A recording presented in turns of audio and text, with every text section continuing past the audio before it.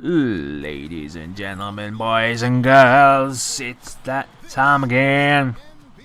Game 2 of the pre-season warm-up to the road to the playoffs. And we are taking our team to face the Golden State Warriors. Well, they're not the Golden State Warriors. They're this mismatched bunch of reprobates that have been garnered together by the medium setting, by the computer. As you can see there, they've got Stephon Curry and Monta Ellis in the backcourt. Quite a formidable backcourt. A lot of speed in that backcourt. A lot of speed indeed. But as they've got Steph Curry, we have Dell Curry. We have father versus son. And that always makes for an interesting game. Firstly though, I've got to get some off my chest. My team are the Lakers. I've been a Laker fan long as I can remember. We have had a shitty time in the playoffs. So shitty. It's been untrue. We've lost so many things to injury. We lost fucking Kobe. We lost Steve Nash. We lost fucking all our bench players. Oh god, it's been horrible. And since we got ejected from the playoffs, there's been a worrying thing appearing in the news that Pau Gasol realizes he could be on his way out of Lakers. Now that'd suck, because and all because of Dwight Howard. Basically, if the Lakers can re-sign Dwight Howard, who's a free agent in the summer, to a maximum contract to make him the franchise guy, because you know Kobe's not got a lot of time left in him, they'd have the league high payroll of pretty much $100 million, and they'd have to pay approximately $73 million in taxes for just 9 players. That is unfucking real. It just makes you sick. Now, Pau Gasol is owed $19 million for the final season of his deal, meaning that if the Lakers want to cut some room on that roster of in the payroll, that $19 million, he might get traded or maybe even waived by the amnesty clause. No, you know what I mean? It's just going to be unbelievable. The amnesty clause obviously is a one-time thing, which means that teams can get a salary off of their payroll to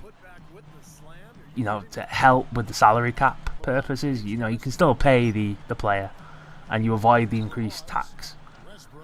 And it's just it's all just I mean, this could all be just up in the air. I mean, Dwight Howard could just say, I don't want to play for the Lakers anymore. I've not had a good time playing for the Lakers. I don't want to play for him anymore. And Powell would be like, "Man, I'll do that shit."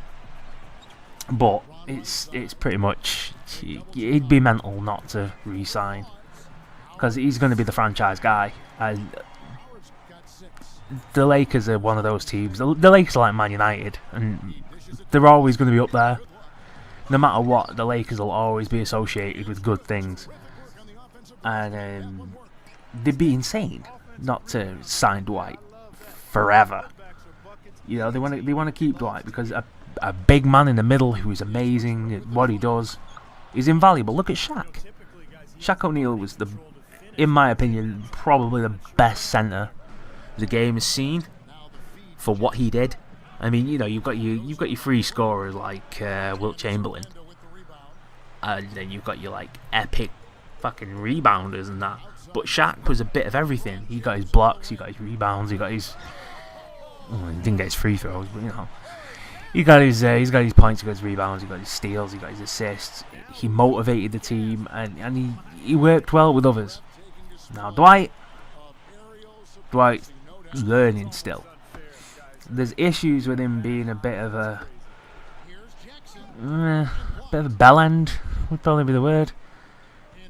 He's a bit self-centered, I guess. He caused a lot of shit when he was in Orlando. He was a bit Carlos Tevez-y with whining. Oh, I want to be traded, and that caused a lot of shit in the team, and it was bad. But you know, he's got to stay there. He's got to stay with the Lakers. The Lakers with a fully fit team of Kobe, Powell, fucking Dwight Howard. There's 3 amazing players there. Meta World Ron Artest piece comes in. He can do his business if he wants, or he can fuck off. No one really cares. He's a miserable dick anyway. He's an alright player, but for the shit he causes, I don't even think I'd bother with him. I'd get rid of him. And Steve Nash, yeah, you used to be great, Steve Nash, but not anymore. You're a bit too old, mate. You are. You know, you should leave. Yeah. But yeah, that's my opinions on the subject, and that's just the way it is. Now back onto this game hither. As you can probably guess by now, I've left the whole first quarter in for the simple reason that this difficulty is a lot different to the one that I was playing previously, and it was a hell of a shock to the system. I tell you what, it was crazy. It was like, I played this game immediately after I played the rookie game, and everything was going great, or so I thought. But they were just on me, constantly on me, all the time, just like fucking every time I scored, they scored, and then I'd start missing loads, and then they just score even more, and like they go for cheeky alley-oops like that and fail. So it all came down to this last possession here, last possession of the quarter. I was thinking, right, I've got to do this. I've got to do something nice here. Russell Westbrook had the ball, and he's looking, and he's looking, and he's looking. There's no open 3, so Westbrook goes, you know what? I'll just do it myself. Boom!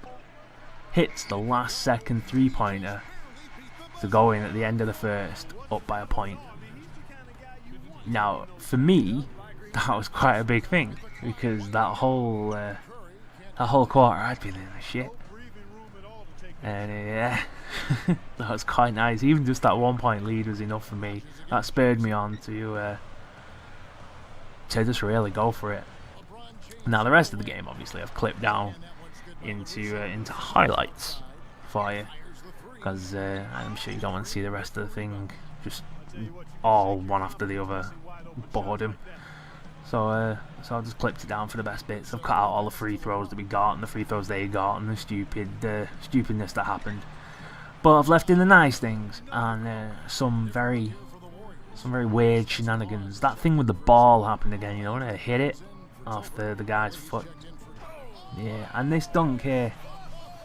Look at this. Gerald Green, 81 dunk intensity. Really? Didn't look very intense to me, that one. That kind of looked like it just dribbled a bit. Thanks, game. But yeah, we got the Hodge. We got the Hodge in there. We got Gerald Green, who is the greatest. Bosh, look at that. Now that one's got 81 intensity. Gerald Green is the best valued player in this game, bar none. I think I picked him up for 250. That's how unreal it was. It's silver player, 250, crazy ratings. Should easily be a gold. But yeah. I'm sure he's on there now. I think he's gone up to about 5, maybe 600 VC. Even so, if you're making yourself a budget team, or if you're just, you know, starting up with the team, you'll do no worse than gripping Gerald Green. He could be your centerpiece, you know. He could be your poor man's LeBron James, or yeah, he could be your Kobe. But yeah, here comes the Hodge. The Hodge is just a 3-point beast, and you can see him eyeing it, and he's like, bang, in your face. The Hodge is like, yeah, mate, number 1, bitch. And that was the shot that took us into the half. So we had the last 3-point shot, the first, the last 3-point shot, the second, and things were good. Golden State were just not hitting anything. That second period, they were just shit. Everything they threw up just missed, and that helped me out a lot. Because I'm not gonna lie, I was panicking that this team weren't gonna perform, or that I was gonna just cock it up somehow. So when we went in there, now we've got a 4-point lead, and Westbrook's just I don't know how anybody can play without a point guard like this. I was tempted on bringing in Dwayne Wade recently as well. I'm seriously looking at him because I don't know. He's got that stats that Russell Westbrook have got, and Russell Westbrook has got. I should say not have got. And he's going to be at the shot guard. Look at this. Look at that. See that? See this shit? That's Spencer Hawes. Yeah, that just happened. Spencer Hawes just buried an almost 3-pointer. I shit thee not. Thanks, game. So yeah, anyway, what was I saying? Oh yeah, Dwayne Wade. He's got the feel of Wuffle Westbrook. Alright, Jonathan Ross, he's now Tiger. Wuffle Westbrook. He's got the feel of him, because I was playing the Miami Heat in a quick game. Just, like pissing about, getting the feel for some players, thinking, he'd be a good addition to the team. I'm quite happy with the way the team is at the moment. It's a lot of fun to play. We've got some nice players. I mean, don't get me wrong. If Magic Johnson came along, or if Larry Bird came along, or Wilt Chamberlain, even David Robinson, maybe, yeah, I'd be more than happy to make a change. Look at this, Craig Elo. Boom! White men can jump, baby. Craig Elo, the beast. The beast. He hasn't got a lot of intensity, but he does get the job done. Go, Craig Elo. Go, Craig Elo. You mighty morphing cavalier Elo, you. Yeah. But yeah, I was playing with Dwayne Wade, and he's fast as shit. He can dunk, he can shoot. Hustle there by Craig Elo. Gives it to Westbrook. Westbrook's looking. Keeps looking. Fires it inside. Larusso. I love that Rudy Larusso. He's quite underrated. I mean, when I first got him, I was like, fucking, who's this cunt? And then as I've used him more and more, he's just great. He really is. He's a hell of a lot of fun to use. Anderson Varejao was an okay centre. I still would have sold the fucker if he wasn't injured, though. I mean, 14,000 VCs going for. I'd have quite happily parted company with 14,000 VC and just bought somebody else. I wouldn't have been bothered. But can't beat the throw. He looks like Fellaini. Look, there it happened again. That was the moment that it happened. The second time in as many games. Look, how is that not kickball? The ball clearly comes off Steph Curry's legs. Stupid. I mean, imagine that in an online game where you're down by 1. I'd have been fucking furious. But it happened. It happened again. That's twice in 2 games. It's happened. Not a happy chappy, but meh, what are you gonna do? You just get the job done, don't you? Really? I mean, yeah, there are obviously a lot of players that I still want, and I would be happy to get hold of. I mean, if Shaq O'Neal came along, or Hakeem Olajuwon, David Robinson, as I said, or Wilt Chamberlain, I'd be thinking, Dwight, look, might be a bench warming session for you. You know, not permanently, but maybe every so often. Especially Hakeem, man. Hakeem in this game is just a fucking monster. Same with the power forwards. As much as I love Rudy Larusso, if Detroit Pistons Rodman appeared, not dress wearing, Madonna shagging, fucking Chicago Bulls Rodman can't shoot for shit but can rebound like a motherfucker. Not him. I mean, if he came along, I'd be like, yeah, you can sit on the bench. I'll see you later. I'll see you when I'm down some points and then need you to grab some rebounds for me. But if the Detroit Pistons, hard-hitting, smash you in the face as soon as look at you Rodman appeared, I'd be telling Rudy Larusso to sit on the bench for a bit. Same with Karl Malone. If he appeared, get in there, mate. Mailman for the win. There are players that I really do want. Obviously, Michael Jordan, everybody wants him. We all know how to get him as well. Just get to that first seed. Easy, innit? Yeah, Iridium. Look at that. Take that on your head, Steph. I got them beans. Box him on the head with the ball. And that was that. They started fouling. We started fouling. It all went nasty towards the end. But there we go.